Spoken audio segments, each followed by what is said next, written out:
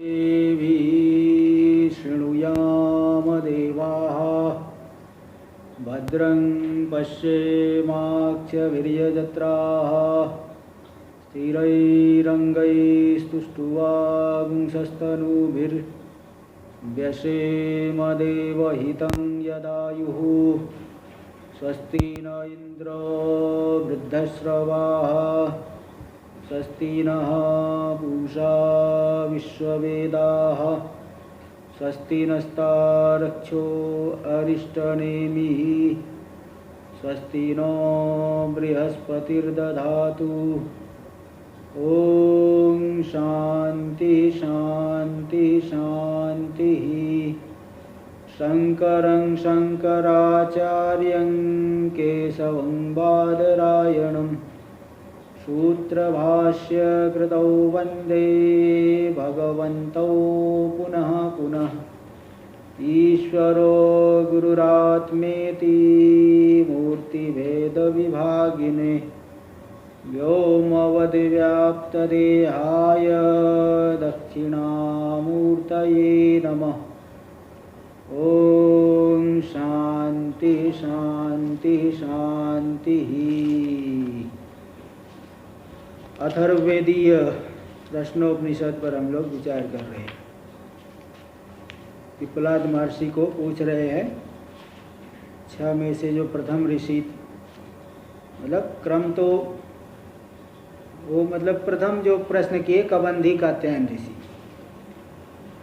तो कि कहाँ से यह प्रजा उत्पन्न होती है, इसके उत्तर रूप से निरूपण करना आरंभ किए हैं कि प्रजापति प्रजा काम वाले होकर के रई प्राण के माध्यम से फिर संवत्सर, रई प्राण यानी चंद्र और आदित्य, इसके माध्यम से संवत्सर, उत्तरायण, दक्षिणायन, ये सब बातें आ गई।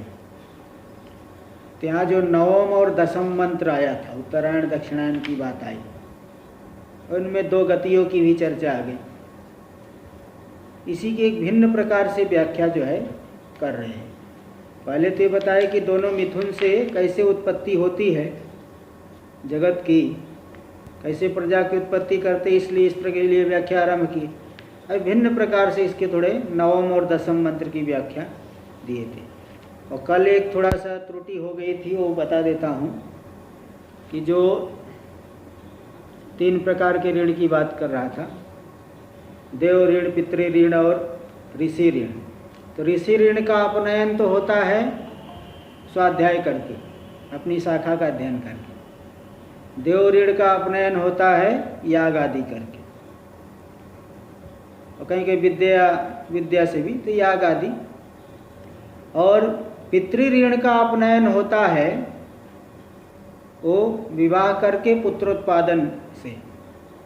और जो श्राद्ध आदि है वो तो पितृयज्ञ में आता है, उसको पितृयज्ञ कहते हैं।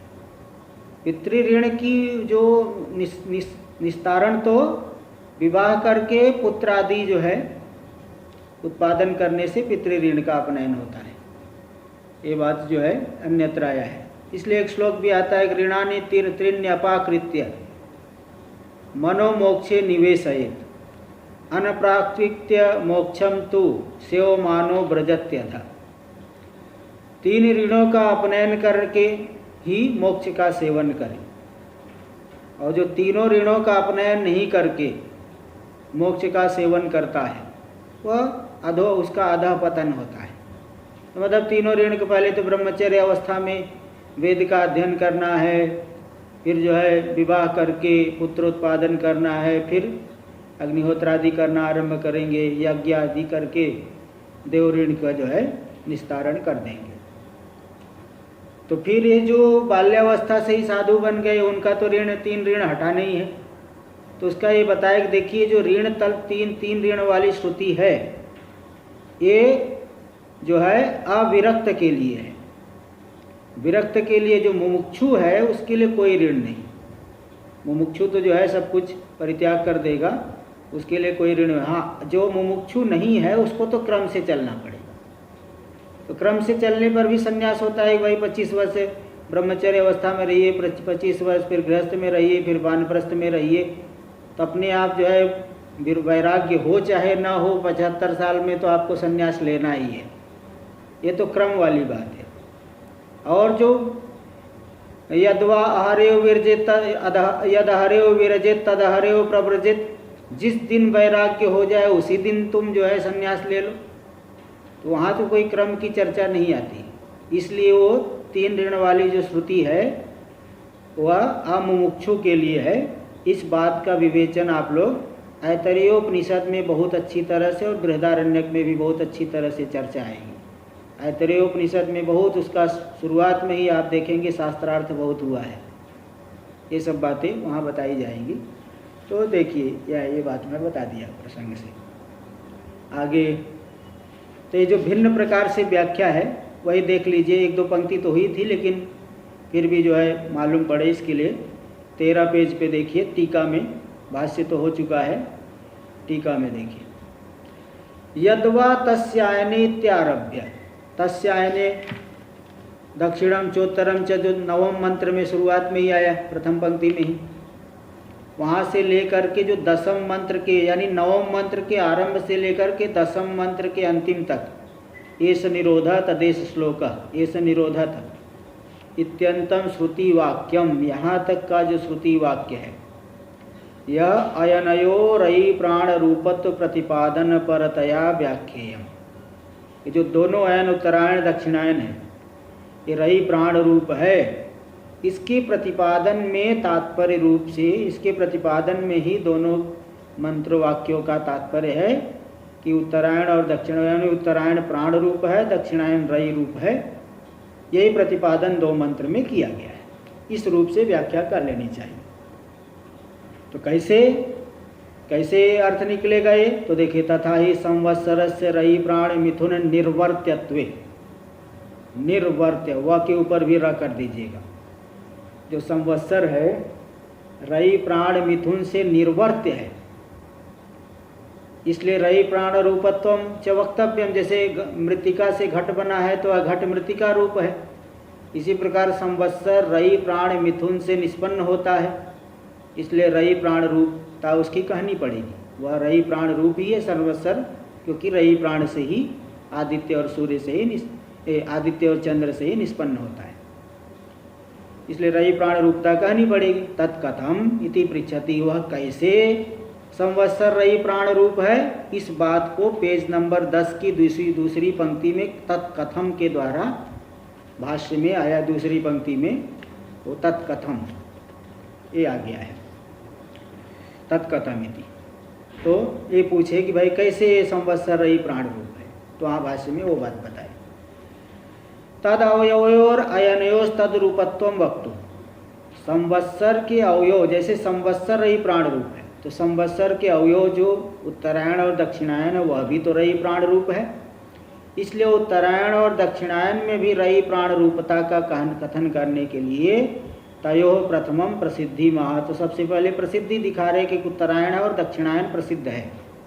इसको दिखाया गया तस्य, वही तीसरी पंक्ति में भाष्य में पेज नंबर 10 पे, तस्य संवत्सरस्य प्रजापतेर अयने मार्गौ दौ दक्षिणम चोत्तरम च, वहाँ का है। आगे प्रसिद्धि में वो प्रसिद्धि को ही और अच्छे तरह से दिखा दिया। आगे चतुर्थ पंक्ति में याभ्याम दक्षिणेन चोत्तरेण, 10 पेज पे चतुर्थ पंक्ति भाष्य, याभ्याम दक्षिणेन चोत्तरेण च याति सविता, जिस दक्षिणायन और उत्तरायण मार्ग से सविता गमन करते हैं, सूर्य सविता यानी सूर्य गमन करते हैं।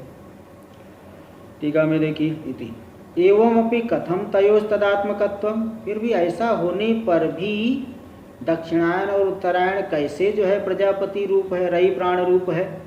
इत्याह, इसको कह रहे कथम, पेज नंबर 11 पे प्रथम पंक्ति में आ गया कथम, वो जो आया कैसे जो है वो रयि प्राण रूप है, तो इसलिए कथम का दी। आगे दक्षिणायन से रयित्वम वक्तुम कर्मिणाम रयि रूप चंद्र निर्वर्तकत्वम आह, है ना। दक्षिणायन रयि रूप है, इसको बताने के लिए जो कर्मी है, हाँ, तो कर्मियों के लिए रयि रूप चंद्र से वह निष्पन्न होता है दक्षिणायन। कर्मिणाम, कर्मी जो है उनके लिए रई रूपी चंद्र से, हाँ, चंद्र के द्वारा वह चंद्र रई चंद्र रूप चंद्र निर्वर्तकत्व, कर्मियों का जो रई रूप चंद्र है उसके द्वारा, अच्छा कर्मिणाम, हाँ नहीं ऐसा दक्षिणायन में रहित्व को कहने के लिए कर्मी जो है वो रई रूप चंद्र के निष्पादक है, ये दिखा रहे। यानी कर्मी जो रई रूप चंद्र के निष्पादक है उसकी प्राप्ति करेंगे तो दक्षिणायन मार्ग से जाएंगे। इसलिए दक्षिणायन हाँ वह रई रूप है, क्योंकि कर्मी लोग रई रूप चंद्र के निष्पादक है तो दक्षिणायन जो है तभी जाएंगे, तभी तो उसकी प्राप्ति करेंगे। इसलिए तत्तत्र इसको दिखाया गया, देख सकते हैं 11वें पेज पे तीसरी पंक्ति में, नहीं प्रथम पंक्ति में ही आए, तत्तत्र जो ब्राह्मण आदि के बीच में वह जो है उसकी इष्टापूर्ति को करते हैं, तो इष्टापूर्ति को करके वे चंद्रलोक को जाते, स्वर्गलोक को जाते। फिर आगे आया लोकम, तीसरी पंक्ति में आया लोकम, तो वही तीसरी पंक्ति में 11 पेज पे आया था, चंद्रमसी भवम प्रजापतिर्मिथुनात्मकस्य अंशम रईम अन्नभूतम लोकम अभिजयन्ते। उस अन्न रूपी लोक को जीत लेते हैं दक्षिणायन मार्ग से द्वारा, इसलिए दक्षिणायन भी रई रूप ही है। तो लोकम का अर्थ क्या है? सोम रूपम शरीरम, वो स्वर्ग रूप है, नहीं सोम रूपी शरीर मतलब स्वर्गिक जो शरीर है उसकी प्राप्ति, उसकी विजय प्राप्त कर ले, उसको प्राप्त करते हैं। तस्य कर्म कृतत्वम पुनरावृत्त्या साधयति, वह कर्मों का कार्य है, कर्म से स्वर्गलोक चंद्रलोक मिलता है, इस बात को पुनरावृत्ति के द्वारा सिद्ध कर रहे हैं, क्योंकि वह कर्म का कार्य है तो अनित्य है, इसलिए पुनरावृत्ति होती है। इसलिए मानना पड़ेगा कि वो जो चंद्रलोक है स्वर्गलोक है कर्म का फल है, इसलिए कृत रूपत्वात्, उसी तीसरी पंक्ति में ही दिया गया, तो पेज नंबर 11 पे अंतिम में लोकम अभिजयन्ते कृत रूपत्वात्, तीसरी चौथी पंक्ति में कृत रूपत्वात्, वह चंद्रलोक कृत रूप कार्य रूप है। रई रूप चंद्र से, हाँ जी बोलिए। हाँ किसी ने बच्चे को जब नहीं देखा तो उसकी क्या कौन से आयन में जाएगा, क्या गति होगी? देखो ऐसा है, पाप कर्म नहीं करेगा तो वो जो है, हाँ पाप कर्म नहीं करेगा तो नरक नहीं जाएगा।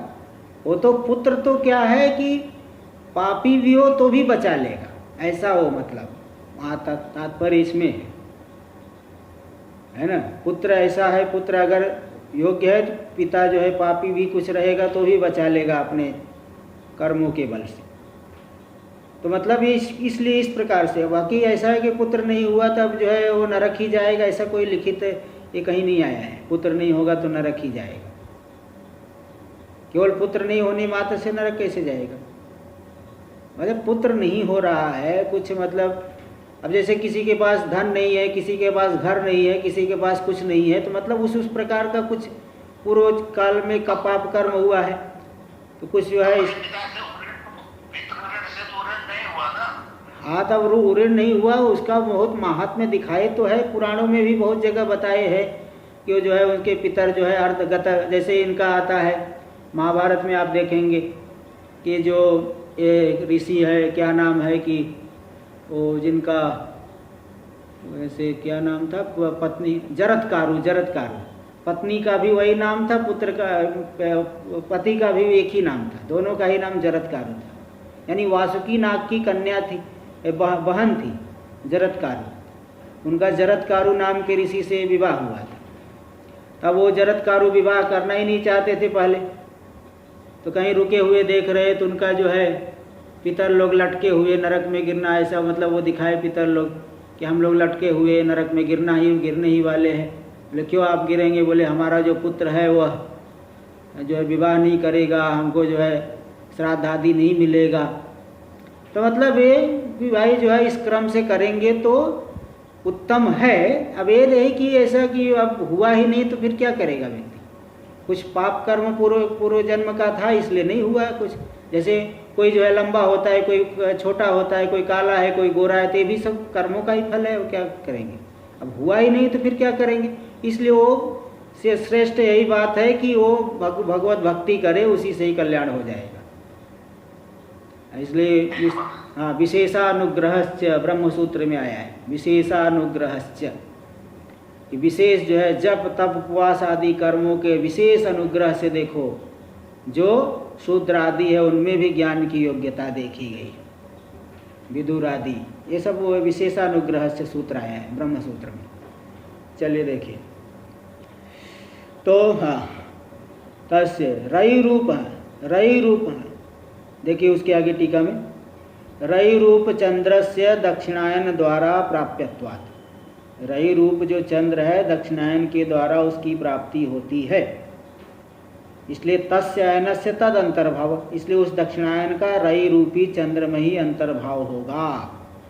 इति वक्तुम, ऐसा बताने के लिए तस्य कर्मी भी प्राप्यत्वम, रई रूप चंद्र भाव की प्राप्ति करते हैं कर्मी लोग, तो दक्षिणायन के द्वारा प्राप्त करेंगे, इसलिए दक्षिणायन उस रई रूप चंद्र में ही अंतर्भूत हो रहा है। इसको दिखा रहे यस्माद की 11वें पेज पे 5वीं पंक्ति में आपको यस्माद शब्द मिलेगा, यस्माद एवं भाष्य में आया है।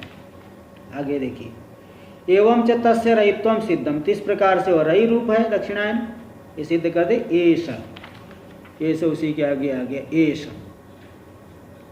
वै रई, अंतिम पंक्ति में भाष्य में वहाँ पे 11 पेज पे, एष वही अर्णम, जो पितृयाण से उपलक्षित चंद्र है वही रई है, तो पितृयाण भी उसी में अंतर्भूत हो गया। आगे देखिए, पितृयाणोपलक्षित इति, यानी तत्प्राप्य, पितृयाण से जो प्राप्त होने वाला है, हाँ, तो वह जो चंद्रलोक वो रई रूपी है। ततश्च तत्विशेषण से अयनस्यापि रयित्व, जब पितृयाण से उपलक्षित चंद्र रई रूप है, तो पितृयाण उपलक्षित चंद्र का विशेषण पितृयाण हो गया, दक्षिणायन मार्ग वह भी रई रूप है इत्यर्थ। ये 9वां मंत्र पूरा हुआ। आगे देखिए, इदानीम उत्तरायण से प्रायणत्वम, उत्तरायण से प्राण, इदानीम उत्तरायण से प्राणत्वम, अब उत्तरायण को में प्राण रूपता को 10वें मंत्र में दिखा रहे हैं। उत्तरायण प्राण रूप है, इसको दिखा रहे अथ, अथ से शुरू कर दिए भाष्य में, 12वें पेज पे आ गया। अथ प्राण रूप आदित्य प्रापकत्वात् उत्तरायणस्य तस्यापि प्राणत्वम, प्राण रूपी जो आदित्य भाव की प्राप्ति कराता है उत्तरायण, इसलिए वह भी प्राण रूप हो गया। प्राण रूप आदित्य की जो प्राप्ति कराएगा उत्तरायण, वह भी प्राण रूप है। इति संवत्सर से, इस तरह से संवत्सर जो है वह क्या हो गया, रई प्राण मिथुनात्मकत्वम, संवत्सर रई प्राण मिथुन रूप हो गया। इति तत्कार्यत्वम युक्तम, इसलिए वह प्रजापति का कार्य है संवत्सर, यह मानना ठीक है। तो प्रजापति रई प्राण रूप से फिर संवत्सर के निर्माता हुए, इसलिए वह भी संवत्सर भी प्रजापति रूप है, प्रजापति का कार्य है। युक्तम इति भाव। अस्य कर्म साध्य चंद्र वैलक्षण्यम, यह जो कर्म साध्य चंद्र से विलक्षण है, ब्रह्मलोक ये जो उत्तरायण मार्ग है उसके द्वारा सिद्ध होने वाला, वो विलक्षण है चंद्र से, एतद्वा, इसलिए एतद्वय प्राणानाम आयतनम, ये जो आदित्य है वह प्राणों का आयतन है, चंद्र से विलक्षण है आदित्य। इतर सर्वम समानम, बाकी सब जो भाष्य में व्याख्या है वो समान ही है। फिर अंतिम में यहाँ 13वें पेज पे जो पूरा हुआ था 10वें का भाष्य, तो आया तत्र यानी अस्मिन, तत्र अस्मिन अर्थे एष श्लोको मंत्र, अस्मिन अर्थे मतलब संवत्सर स्वरूपे अर्थे, इस संवत्सर रूपी अर्थ में यह मंत्र है। ये दे दिए 10वां मंत्र। आगे देख लीजिए 11वां मंत्र। अब आगे इसी संवत्सर का ही प्रतिपादन कर रहे हैं, तो इसी संवत्सर का प्रतिपादन करने वाला ये मंत्र है। संवत्सर के विषय में यहाँ थोड़ा महात्म्य दिखा रहे हैं, उसकी महिमा बता रहे हैं इसमें 11वें मंत्र में। 11वां मंत्र। पंचपादं पितरं द्वादशाकृतिं दिवा आहुः परे अर्धे पुरीषिणम् अथे में अन्यौ परे विचक्षणं सप्तचक्र षडराहुरर्पितमिति। पंचपादम, इस संवत्सर को मनीषी लोग, विद्वान लोग क्या कहते हैं, यह पंच पाद वाला है, इसके 5 पैर है, पाद। तो मतलब देखिए क्या है कि ऋतु 6 ऋतु है ना, 6 ऋतु को ही 5 में अंतर्भाव करके, बसंत, ग्रीष्म, वर्षा, शरद, शिशिर, हेमंत। तो शिशिर और हेमंत को एक ही मान करके 5 ऋतु हो गई। तो 5 ऋतुएं ही इसके पाद है। ऐसा संवत्सर है। पितरम, या पितर है क्योंकि सबकी उत्पत्ति करने वाला है, सबकी उत्पत्ति संवत्सर में ही होती है, एक साल के भीतर संवत्सर में ही होती है, इसीलिए यह पिता है। द्वादशाकृतिम, 12 मास रूपी आकृति यानी अवयव वाला है, 12 महीने इसके अवयव है। दिवह परे याहुहु, दिव मतलब आकाश से वह ऊपर, मतलब यह स्वर्गलोक में है, स्वर्गलोक रूपी फल की प्राप्ति। संवत्सर है यहाँ, मतलब संवत्सर रूपी आदित्य को कह रहे हैं। तो आदित्य जो ब्रह्मलोक बताए आदित्य, तो वहाँ मतलब द्युलोक से, आकाश से भी परे है, आकाश से परे। तो हाँ, परे अर्धे, परे अर्धे मतलब स्थाने, वह स्वर्गलोक में है, मतलब द्युलोक से ऊपर है। पुरीषिणम, पुरीषिणम मतलब उदकवंतम या जल वाला है, क्योंकि आदित्य वृष्टि कराता है, तो इसलिए जल वाला कह दी। इसलिए एक श्लोक आता है ना, अग्नौ प्रास्ता आहुति ही सम्यक आदित्यम उपतिष्ठते, आदित्याज जायते वृष्टि ही वृष्टिस ततो अन्नम ततः अन्नम ततः प्रजा। अग्नौ प्रास्ता आहुति, ये जो अग्नि में आहुति डालते हैं, वह आहुति जा करके आदित्य लोक में स्थित हो जाती है। सम्यक आदित्यम उपतिष्ठते, आदित्य लोक में उपस्थित हो जाती है। आहुति या अग्नि में डाले, वह आहुति आदित्य लोक में उपस्थित हो जाएगी। आदित्य जायते वृष्टि, आदित्य से फिर वृष्टि होगी, और वृष्टि से फिर अन्न होगा, फिर उससे प्रजा उत्पन्न होती है। इसलिए यहाँ पुरीषिणम यानी उदकवंतम, वह जल वाला है, आदित्य से ही फिर वृष्टि होती है ना, ये बता दी। तो ऐसे इस प्रकार से मनीषी लोग इस संवत्सर रूपी आदित्य को कहते हैं। अथे में अन्य ऊपरे, किंतु अन्य कालवेत्ता विद्वान लोग क्या कहते हैं, विचक्षणम, इस आदित्य को विचक्षण मतलब सर्वज्ञ कहते हैं, वह सर्वज्ञ है। सप्त चक्रे षडरे आहुर अर्पितम, 7 चक्र वाला ये जो है, 7 घोड़ों से चक्र यानी गतिमान हो रहा है। आदित्य के 7 घोड़े माने जाते, 7 घोड़े वाला उनका रथ है, उनके रथ में 7 अश्व जुड़े हुए हैं, इसलिए सप्त अश्व वाले रथ से जो गतिमान हो रहे आदित्य इसको अन्य विद्वान लोग सर्वज्ञ विचक्षण मतलब सर्वज्ञ कहते। सप्त चक्रे यानी सप्त अश्व, 7 घोड़ों वाले से चक्र यानी गतिमान हो रहे, निरंतर गतिमान, चक्र के समान गतिमान हो रहे। और षडर, 6 वाले, 6 ऋतु है जिनमें अर है, जिस चक्र में अर है, अर चक्र में अरे लगे रहते हैं ना चारों तरफ से, तो 6 जो है अर, जो 6 अर वाला है, ऐसा जो ये संवत्सर रूपी आदित्य है उसमें आहुर अर्पितम इति है, पूरा का पूरा जगत समर्पित है, पूरा का पूरा जगत उसी में उत्पन्न होते हैं, उसी से उसमें समर्पित है। इस तरह से संवत्सर रूपी आदित्य की महिमा इस 11वें मंत्र में बताए। तभी तक देखिए, पहले रही प्राण की उत्पत्ति हुई, फिर संवत्सर की उत्पत्ति, फिर उत्तरायण दक्षिणायन की उत्पत्ति। अब आगे मास आदि की उत्पत्ति अगले मंत्र में बताएंगे, अभी पहले देखिए भाष्य का इसका। पंचपादम, यह संवत्सर रूपी आदित्य कैसा है, 5 पाद वाला है। कौन है पंचपाद? पंचर्तवः पादा इव अस्य संवत्सरात्मना आदित्यस्य, 5 ऋतुएं ही संवत्सर रूपी आदित्य के पाद के समान है। तैरसौ पादैर इव और इवर्तुभिर आवर्तते, जैसे पैर के द्वारा कोई भी घूमता है, इसी प्रकार पाद स्थानीय ऋतुओं के द्वारा 5 ऋतुओं के द्वारा ये घूमता है। तो बोले भाई कैसी बात कर रहे हैं आप लोग, ज्योतिष कम पढ़े हो क्या? बोले नहीं, 6 ऋतु होती है, 5 कैसे कह रहे? तो बोले देखो, हेमंत शिशिरौ एकीकृत्य इयं कल्पना।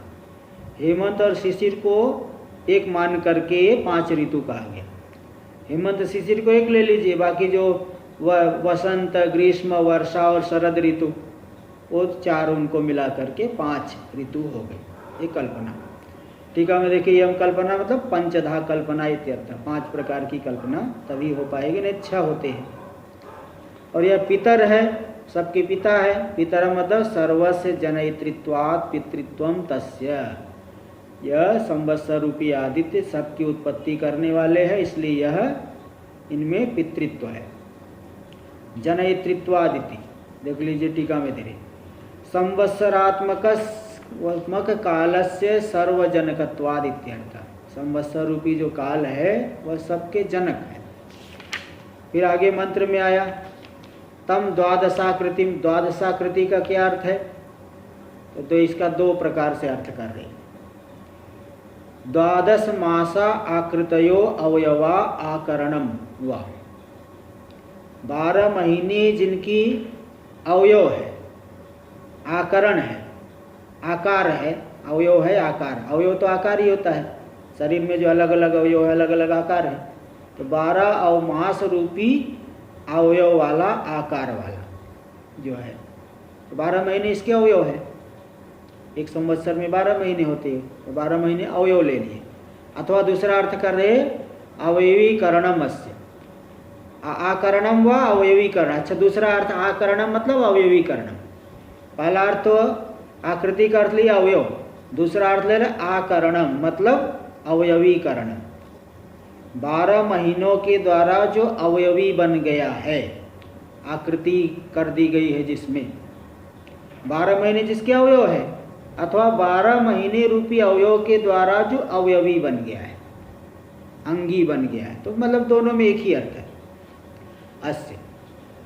तो 12 मास तम 12 आकृति, तो 12 महीनों के द्वारा जो अवयवी बना दिया गया है, तो हो गया 12 आकृति वाला।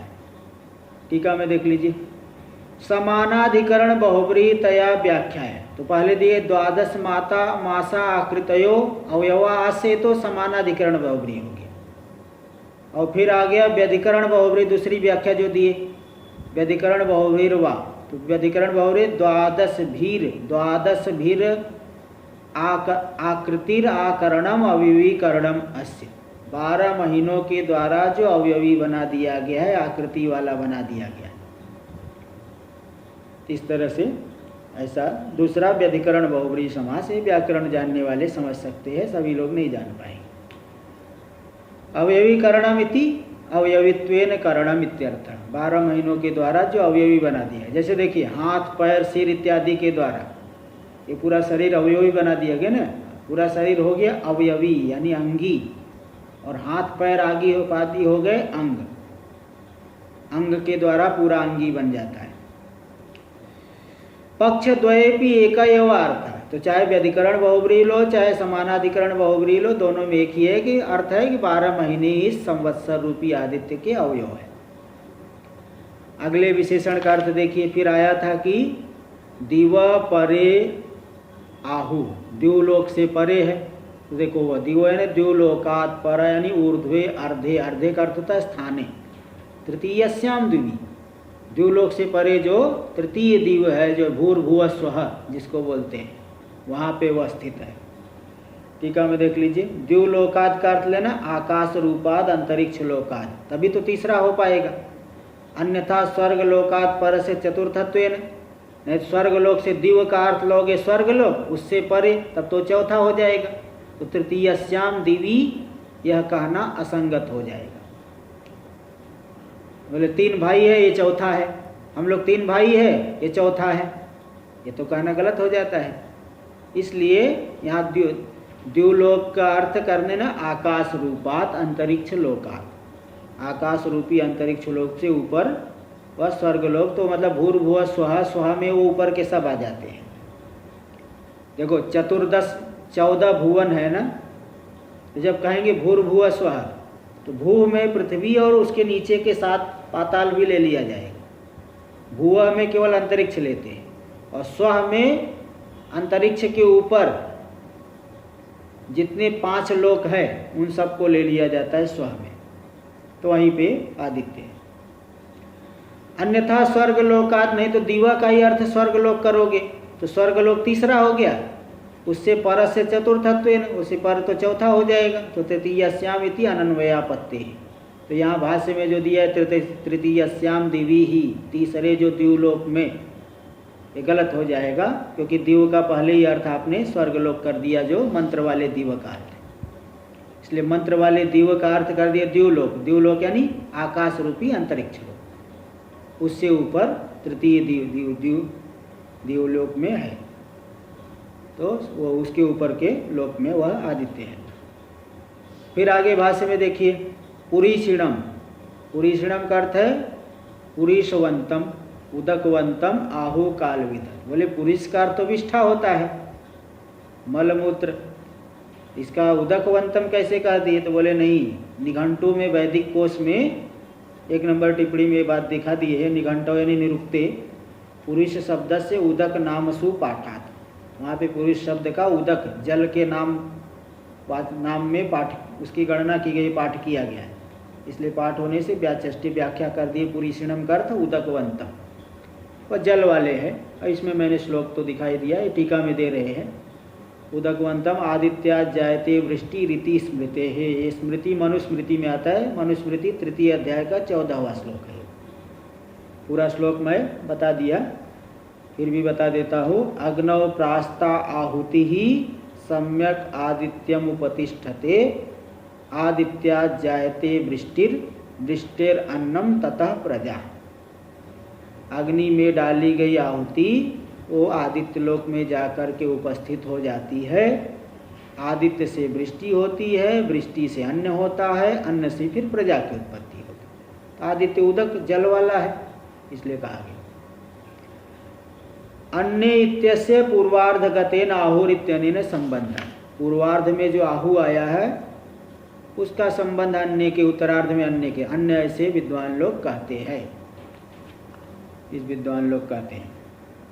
उ इति तू शब्द समानार्थो निपाता, जो मंत्र के उत्तर अथे में अन्य उ का अर्थ लेना तू यानी किंतु, तू के समान अर्थ वाला निपाते। परे तू तमेव विचक्षणम आहुरिति अन्य विद्वान लोग तो इसी आदित्य को विचक्षण कहते, सर्वज्ञ कहते, इस इति अन्वय, ऐसा अन्वय करेगा। भाष्य में देखिए पुरीषिणम पुरीषवंतम उदकवंतम आहु कालविद, इसको उदक वाले कालवेत्ता लोग, काल के विद्वान लोग, काल रूपी प्रजापति के जो उपासक है वे लोग कहते हैं।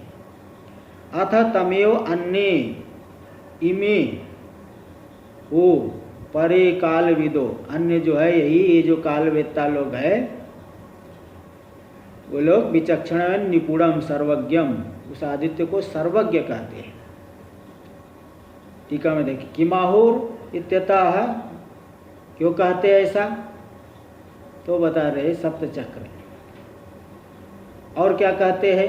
तो ये देखिए सप्तचक्रे, सप्त है रूपेण चक्रे यानी सतत गतिमति, 7 जो अश्वरूपी, अश्वरूप के द्वारा, अश्वरूपी अश्व से युक्त वो रथ के द्वारा जो चक्र मतलब सतत गतिमान है, चक्र का ही अर्थ कर दिए सतत गतिमान। तो जो सतत गतिमान है कालात्मनि, ऐसे जो कालात्मा है, षड ऋतु मति, जो षड ऋतुमान, षड ऋतु रूपी अरे वाले हैं, उस ऐसे आदित्य में ही, कालात्मा संवत्सर में ही आहु सर्वमिदम जगत कथयंती, इस संपूर्ण जगत को वे विद्वान लोग, कालवेत्ता लोग कहते हैं कि वे लोग कहते हैं पूरा का पूरा जगत इसी आदित्य में ही समर्पित है। टीका में देख लीजिए सप्तचक्र तस्मिन विचक्षणे, इसलिए इसका अन्वय थोड़ा अच्छे से टीका में दे रहे। तस्मिन विचक्षणे सप्तचक्राद्यात्मकी, वो जो विचक्षण आदित्य है, सर्वज्ञ है, सप्तचक्र आदि स्वरूप वाले हैं, उसमें सर्वमिदम जगत अर्पितम इति आहु, पूरा का पूरा जगत समर्पित है, ऐसा वे कालवेत्ता विद्वान लोग कहते हैं, काल के ज्ञानी लोग कहते हैं, उपासक लोग कहते हैं। मतद्वयेपि कीदृशो अर्थभेद इत्यतः, तो दोनों ही मतों में, एक तो पूर्वार्ध में अन्य लोग कहे, उत्तरार्ध में कालवेत्ता लोगों ने कहा, तो दोनों मतों में क्या अंतर आया? पूर्व मते ऋतु नाम पादत्व कल्पनया, जो पूर्वार्ध में जो, अच्छा, तो ऐसा ये लोग विद्वान लोग कहते हैं। तो दो मत आ गया, पूर्वार्ध और उत्तरार्ध। पूर्वार्ध में जो कुछ बताए कि पंचपाद वाला है, पितर है, द्वादश आकृति वाले है, वो द्युलोक से ऊपर है, उस स्थान पूरी उदक वाले है, और अन्य लोग क्या कहते हैं, विचक्षण है, 7 चक्र वाले और 6 अर्थ से युक्त, इसमें पूरा का पूरा जगत समर्पित है। तो दोनों ही मतों में क्या अंतर आया? मतद्वयेपि कीदृशो अर्थभेद, क्या क्या अर्थभेद आया? इत्यतः, इस ऐसी आकांक्षा होने पर कह रहे हैं यदि, तो चाहे कोई भी हो, यदि देखो वही दे रहे भाष्य में, यदि पंचपादो, चाहे 5 पाद वाला मानो, द्वादशाकृतिर यदि व सप्तचक्र सडर, 5 पाद 12 अवयव वाले मानो, चाहे सप्तचक्र और 6 अरे वाला मानो, सर्वथापि संवत्सर कालात्म। अच्छा, एक पंक्ति छूट गई, अर्पितम अरायु रथनाभो निविष्टम, ऊपर एक पंक्ति रह गई थी। जैसे रथ की नाभि में अरे समर्पित होते हैं, ऐसे ही पूरा जगत इसमें समर्पित है, निविष्ट है। आगे देखिए, तो चाहे 5 पाद 10 अवयव 12 अवयव वाला मानो, चाहे सप्तचक्र और 6 अर वाला मानो, सर्वथापि संवत्सर कालात्मा प्रजापति, सभी प्रकार से यह जो संवत्सर काल रूपी प्रजापति ही है। चंद्र आदित्य लक्षणों की, चंद्र आदित्य लक्षण स्वरूप वाला होने पर भी वह जगतः कारणम, पूरे जगत का कारण है। टीका में देख लीजिए, पूर्व मते ऋतु नाम पादत्व कल्पनया, देखो मंत्र के पूर्वार्ध में अलग मत है, उत्तरार्ध में अलग मत। तो पूर्व मत में ऋतु को पाद रूप से कहा गया, और मासा नाम अवयवत्व कल्पनया, और मासों को अवयव रूप से कहा गया, अवयव रूप से कल्पना की गई। उस कल्पना के द्वारा आदित्यात्मना संवत्सर काल ये उक्ता, आदित्य रूप से संवत्सर काल ही कहा गया। और द्वितीय मत में हेमंत शिशिरो पृथक कृत्य, हेमंत और शिशिर पहले वाले में तो 5 ही बताए थे, हेमंत शिशिर को एक करके, लेकिन द्वितीय मत में 6 बता दिए। तो हेमंत शिशिर 2 को ले, दोनों अलग अलग लेकर के 6 ऋतु रूपी अर वाला है यह। तो दोनों को पृथक करके षण्णाम ऋतूनाम अरत्व कल्पनया, 6 ऋतु को अरा मान करके, जो चक्र में अरे लगे रहते हैं, उस कल्पना के द्वारा संवत्सर से परिवर्तन गुण योगेन, तो जैसे चक्र घूमते रहता है इसी प्रकार संवत्सर भी परिवर्तन गुण वाला है। परिवर्तन गुण के योग से चक्रत्व कल्पनया, चक्रत्व की कल्पना करके काल प्राधान्येन सर्वाश्रयत्वेन च सएव उक्ता, काल की प्रधानता से सभी के आश्रय रूप से वही संवत्सर ही कहा गया, काल की प्रधानता दिखाई गई। और पहले वाले में आदित्य रूप से संवत्सर काल कहा गया, और दूसरे पक्ष में काल की प्रधानता से सभी के आश्रय रूप से उसको कहा गया। पक्षद्वयेपि गुण भेदेन कल्पना भेदेन च भेदो न धर्मी भेद इत्यर्थ। तो दोनों ही पक्ष में गुण भेद से और कल्पना भेद को लेकर के थोड़ा सा भेद मालूम पड़ रहा है। वास्तव में धर्मी संवत्सर काल रूपी प्रजापति तो एक ही है ना। तो इसलिए उसमें धर्मी में भेद नहीं है कि केवल धर्मों को गुणों को लेकर के भले भेद भिन्न भिन्न करके 2 लोगों का मत दिखाए। अब देखिए आगे, ये हो गया 11वां पूरा। कारणत्वे श्लोकोक्तम जगदाश्रयत्वम हेतु माह यस्मिन्निति, वह प्रजापति कारण है, इसमें श्लोकोक्त जगद आश्रयत्व को हेतु बता रहे, मंत्र के द्वारा कहे गए जो जगद आश्रयत्व को हेतु दिखा रहे। यस्मिन इदम श्रितम विश्वम, जिसमें यह पूरा का पूरा जगत आश्रित है। सैव प्रजापति संवत्सराख्य, वह जो प्रजापति संवत्सर रूपी है। स्व अवयवे मासे कृष्ण परिसमाप्य, अपने अवयव मास में ही वह संवत्सर पूरी तरह से परिसमाप्त होता है। उसका अवयव मास में ही वह परिसमाप्त होता है। तो बोले भाई ऐसे कैसे कह रहे हो? तो अपने अवयव में पूरा अवयवी कैसे, जैसे पूरा शरीर हाथ में कैसे आ जाएगा? तो इसमें एक दृष्टांत 1 नंबर टिप्पणी में दे रहे हैं। टिप्पणी देख सकते हैं, न स्वावयव इत्यादि न खलु शोध बिंदौ न परिसमाप्यते कृष्णा गंगा। स्व के उदक बिंदु में गंगा जी अपने जल के बिंदु में पूरी गंगा जी परिसमाप्त नहीं होती, ऐसी बात नहीं। एक बिंदु को भी जल, गंगा जी की एक जो है बूंद को भी गंगा ही कहा जाएगा। ऐसे नहीं कि एक बूंद को में गंगा पूरी नहीं आ गई, एक बूंद में भी पूरी गंगा आ गई है, एक बूंद को भी गंगा ही कहा जाएगा, एक बिंदु को भी गंगा। क्यों? कथम अन्यथा तन्मात्रम आचम्य पूयेत। अगर पूरी एक बिंदु में गंगा नहीं आती तो जल की एक बूंद को आचमन करके कैसे व्यक्ति पवित्र होगा? इसलिए जल की एक बूंद में भी पूरी गंगा आ गई। इसी प्रकार यह जो संवत्सर रूपी प्रजापति है अपने अवयव मास में पूरी तरह से परिसमाप्त होता है। इसलिए आगे दे रहे मंत्र देख लीजिए। मासो वै प्रजापतिस् तस्य कृष्ण पक्ष एव रयिः शुक्लः प्राणस् तस्मादेते ऋषयः शुक्ल इष्टम कुर्वन्ति इतर इतरस्मिन्। मासो वै प्रजापति, यह जो प्रजापति मास रूप है, तो जो ये संवत्सर रूपी प्रजापति मास रूप ही है। तो अब देखो मास रूपी परिणाम हो गया। तस्य कृष्ण पक्ष और रही, एक मास में भी कृष्ण पक्ष और शुक्ल पक्ष होता है। इसका कृष्ण पक्ष ही हो गया रई और शुक्ल प्राण, शुक्ल पक्ष हो गया प्राण। तस्माद एते ऋषि, इसलिए जो ऋषि लोग प्राणोपासक ऋषि लोग हैं, शुक्ल इष्टम कुर्वन्ति इतर इतरस्मिन्, वे लोग शुक्ल पक्ष में ही इष्ट कर्म करते हैं।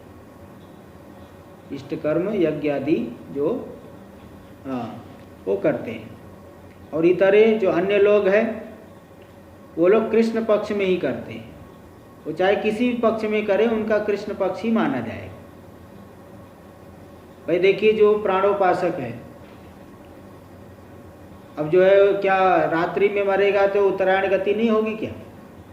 आंग्रोपासक वो चाहे रात्रि में मरे चाहे दिन में मरे, उसके लिए सदा दिन दिवस ही रहता है, क्योंकि उपासना का ऐसा महात्म्य है ना। इसलिए वो जो है ऐसा नहीं कि ये जो प्राणोपासक है दक्षिणायन में मरेगा तो उसे शुभ गति नहीं मिलेगी, ब्रह्मलोक नहीं जाएगा, ऐसा नहीं।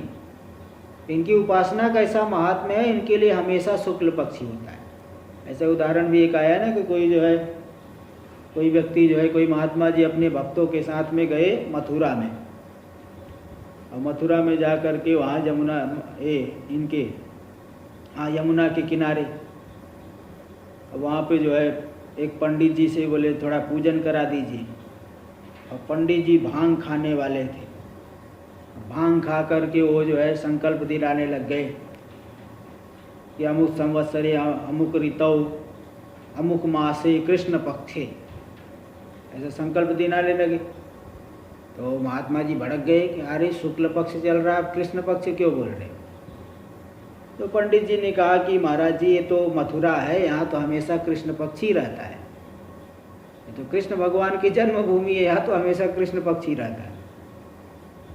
ऐसे बस यही समझना है यहाँ पे। वहाँ तो मतलब चलो ठीक है वो भांग खाए हुए थे, लेकिन इसलिए उन्होंने बहाना लगा दिया। लेकिन यहाँ प्राणोपासक के लिए हमेशा शुक्ल पक्ष ही होता है और कर्मी के लिए हमेशा कृष्ण पक्ष। इसलिए कर्मी चाहे दिन में मरे रात में मरे, शुक्ल पक्ष कृष्ण पक्ष हो दक्षिणायन मार्ग से जाए, और प्राणोपासक चाहे कभी भी उनका शरीर त्याग हो वो उत्तरायण मार्ग से ही जाएंगे। इसलिए ऋषि लोग शुक्ल में ही इष्ट कर्म करते हैं, चाहे कभी भी करे शुक्ल पक्ष में ही कर रहे हैं। और अन्य कर्मी लोग कृष्ण पक्ष में ही इष्ट कर्म करते हैं, चाहे कभी भी करे वो इष्ट उनका कृष्ण पक्ष ही माना जाएगा। इस तरह से यहाँ पे हाँ, तो मतलब ये समझिए कि कर्म की प्रधानता है, काल की प्रधानता नहीं है, कर्म की ही प्रधानता है। हाँ, तो इस तरह से दिखा दिए। आगे इसकी व्याख्या हम लोग भाष्य और टीका कल देखेंगे। ओम भद्रं कर्णेभिः शृणुयाम देवाः, भद्रं पश्येमाक्षभिर्यजत्राः, स्थिरैरङ्गैस्तुष्ट्वा देवहितं यदायुः। स्वस्ति न इन्द्रो वृद्धश्रवाः, स्वस्ति नः पूषा विश्ववेदाः, स्वस्ति नस्तारक्षो अरिष्टनेमिः, स्वस्ति नो बृहस्पतिर्दधातु। ओम शांति शांति शांति। शंकरं शंकराचार्यं केशवं बादरायणं सूत्रभाष्यकृतौ वन्दे भगवन्तौ पुनः पुनः। ईश्वरो गुरुरात्मेति मूर्तिभेदविभागिने, व्योमवद्व्याप्तदेहाय दक्षिणामूर्तये नमः। ओम शांति शांति शांति।